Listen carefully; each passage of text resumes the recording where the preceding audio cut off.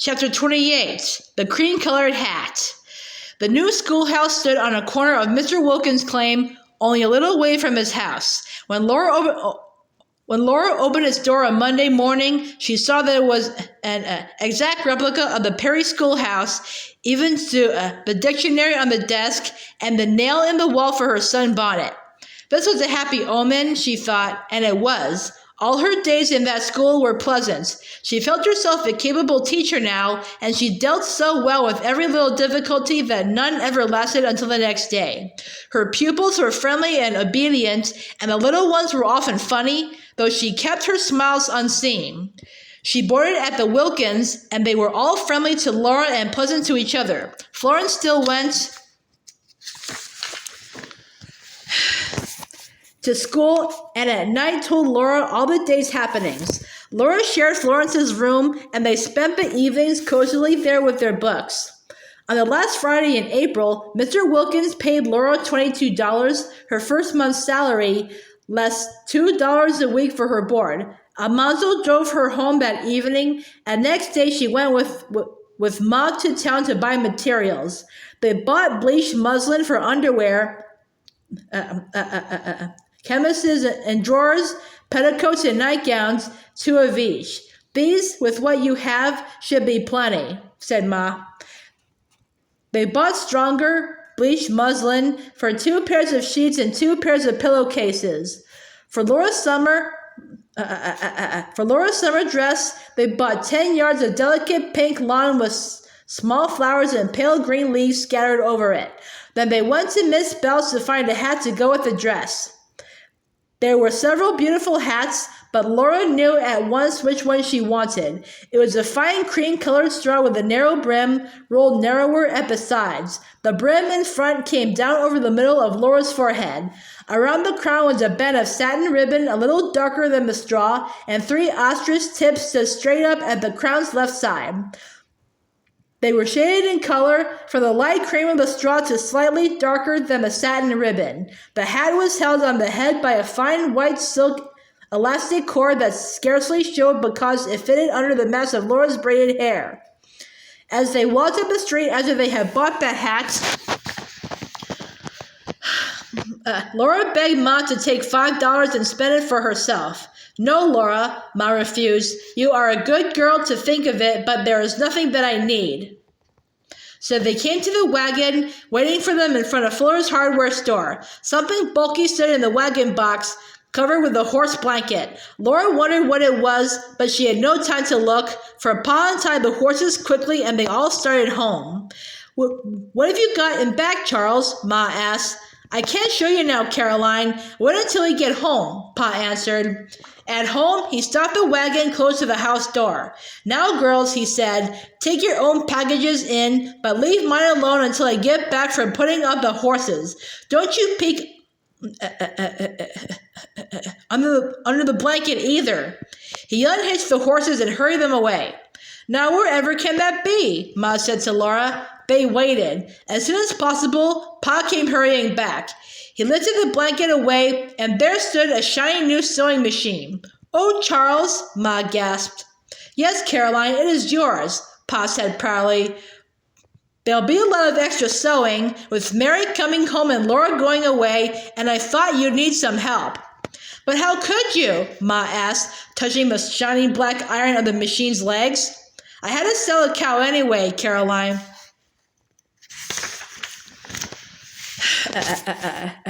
There wouldn't be room in the stable next winter unless I did, Pa explained. Now, if you will help me unload this thing, we will take its cover off and see how it looks.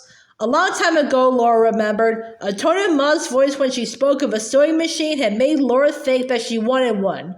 Pa had remembered that.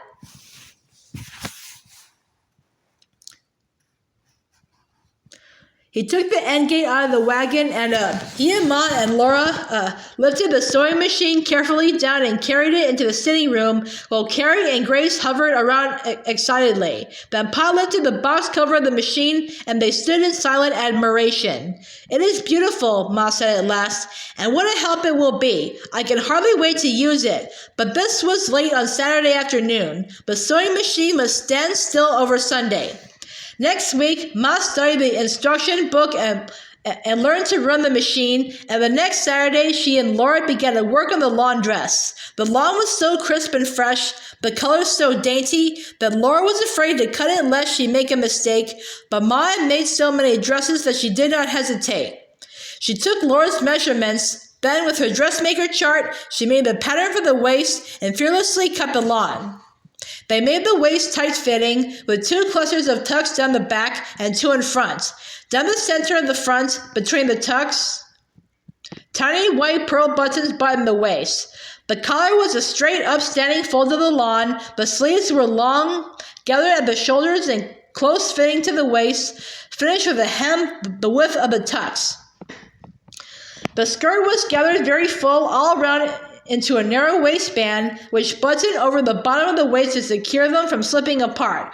All down the full skirt, tucks went around and around it, spaced evenly a little way apart, and beneath the bottom tuck was a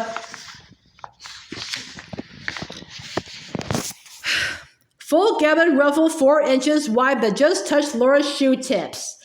This dress was finished when Almanzo brought Laura home on their last Friday in May.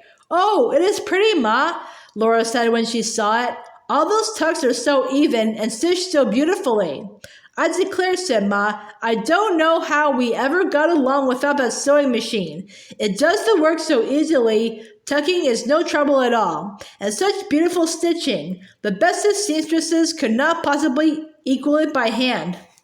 Laura was silent a moment, looking at her new machine-stitched dress. Then she said, "Mr. Wilkins paid me another month's salary today, and I really don't need it. I have $15 left of my April pay. I will need a new dress for next fall." "Yes, and you will need a nice wedding dress," Ma interrupted. $15 ought to buy the 2, Laura considered. "Babe, with the clothes I have, will be enough for a long time. Besides, I will have another $22 next month. I wish you and Pa would take this $15. Please, Ma, use it to pay for Mary's visit home or to buy the clothes she needs."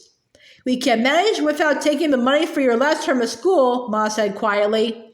"I know you can, but there are so many things for you and Pa to manage. I would like to help again just this once. Then I would feel all right about going away and not helping anymore and having all these nice clothes for myself," Laura urged. Ma yielded. "If it will please you to do so, give the money to your Pa. Since he spent the cow money for the sewing machine, he will be glad to have it, I know." Pa was surprised and objected that Laura would need the money herself, but when she explained and urged again, he took it gladly. "It will help me out of a pinch," he admitted, "but this is the last one. From now on, I think we will have clear sailing. The town is growing so fast that I am going to have plenty of carpenter work. The cattle are growing fast too. Beats all how they multiply, and they live off the homestead, and next year I win my bet with Uncle Sam, and this homestead will be ours. So you need never worry about helping anymore, Half Pint. You have done your share and then some." When she drove away with Almanzo that Sunday evening, Laura's heart was brimming with contentment, but it seemed that always there must be some wish unsatisfied. Now she regretted that she would miss Mary's coming home. Mary was coming that week, and Laura would be teaching a class in fractions in Wilkins School when Mary came. On Friday afternoon, Almanzo drove Prince and Lady, and they trotted fast all the way home. As they came near the door of home, Laura heard the music of the organ. Before Almanzo stopped the horses, she was out of the buggy and running into the house. "See you Sunday," he called after her, and she fluttered her ringed hand in answer. Then she was giving Mary a big hug before she could get up from the organ stool, and the first thing Mary said was, "Oh, Laura, I was so surprised to find the organ waiting here for me." "We had to keep a secret a long time," Laura answered, "but it didn't spoil by keeping, did it? Oh, Mary, let me look at you. How well you're looking." Mary was even more beautiful than ever. Laura would never grow tired of looking at her, and now there was so much to tell each other that they talked every moment. Sunday afternoon, they walked once more to the top of the low hill beyond the stable, and Laura picked wild roses to fill Mary's arms. Laura, Mary asked soberly, do you really want to leave home to marry that Wilder boy? Laura was serious too. He isn't that Wilder boy anymore, Mary. He is Almanzo. You don't know anything about him, do you? Or not much since the hard winter. I remember his going after the weed, of course, but why do you want to leave home and go with him? Mary persisted. I guess it's because we just seem to belong together, Laura said. Besides, I have practically left home anyway. I am away so much. I won't be any further away than I am at Wilkins. Oh well, I guess it has to be that way. I went away to college, and now you're going away. That's growing up, I suppose. It's strange to think, Laura said. Carrie and Grace are older now than we used to be. They are growing up, too. Yet it would be even stranger if we stayed as we were for always, wouldn't it? There he is coming now, said Mary. She had heard the buggy and prince's and lady's hoofs, and no one could have guessed that she was blind to see her beautiful blue eyes turned toward them as if she saw them. I've hardly seen you, she said, and now you have to go. Not till after supper. I'll be back next Friday, and besides, we'll have all July and most of August together, Laura reminded her. At 4 o'clock on the last Friday in June, Almanzo drove Barnum and Skip up to the Wilkins door to take Laura home. As they drove along the familiar road, he said, and so another school is finished, the last one. Are you sure? Laura replied demurely. Are we? He asked. You will be frying my breakfast pancakes sometime along the last of September. Or maybe a little later, Laura promised. He had already begun to build the house on the tree claim. In the meantime, how about the 4th of July? Do you want to go to the celebration? I'd much rather go for a drive, Laura answered. Suits me, he agreed. This team's getting too frisky again. I've been working at the house and they've had a few days' rest. It's time we took the ginger out of them on some more of those long drives. Anytime. I'm free now. Laura was gay. She felt like a bird out of a cage. We'll have the first long drive on the 4th then, said Almanzo. So on the 4th, soon after dinner, Laura put on her new long dress for the first time, and for the first time she wore the cream-colored hat with the shaded ostrich tips. She was ready when Almanzo came. Barnum and Skip stood for her to get into the buggy, but they were nervous and in a hurry to go. The crowd excited them coming through town, Almanzo said. We will only go to the end of Main Street, where you can see the flags, then we will go south away from the noise. The road south toward Brewster's was so changed that it hardly seemed to be the same road that they had traveled so many times to Laura's first school. New claim shanties and some houses were scattered over the prairie, and there were many fields of growing grain. Cattle and horses were feeding along the way. Instead of being wet with blowing snow, the prairie was many shades of soft green, but the wind still blew. It came from the south and was warm. It blew the wild grass and the grain in the fields. It blew the horses' manes and tails stringing behind them. It blew the fringes of the lap robe that was tucked in tightly to protect Laura's delicate lawn dress. And it blew the lovely cream-colored ostrich feathers off Laura's hat. She caught them with the very tips of her fingers as they were being whirled away. Oh, oh, she exclaimed in vexation. It must be they were not sewed on well. Miss Bell hasn't been in the West long enough yet, Almanzo said. She is not used to prairie winds. Better let me put those feathers in my pocket before you lose them. It was supper time when they came home, and Almanzo stayed to help eat the cold remains of the 4th of July dinner. There was plenty of cold chicken and pie. There was a cake and a pitcher of lemonade made with fresh cold water from the well. At supper, Almanzo proposed that Carrie go with him and Laura to see the fireworks in town. The horses have had such a long drive that I think they will behave, he said. But Ma replied, of course Laura will go if she wishes. She is used to circus horses. But Carrie better not. So Laura and Almanzo went. They kept the horses well outside the crowd so that no one would be trampled or run over. In an open space at a safe distance, they sat in the buggy and waited until a streak of fire rose in the darkness above the crowd and exploded a star. At the first flash, Barnum reared and Skip leaped. They came down running, and the buggy came down and ran after them.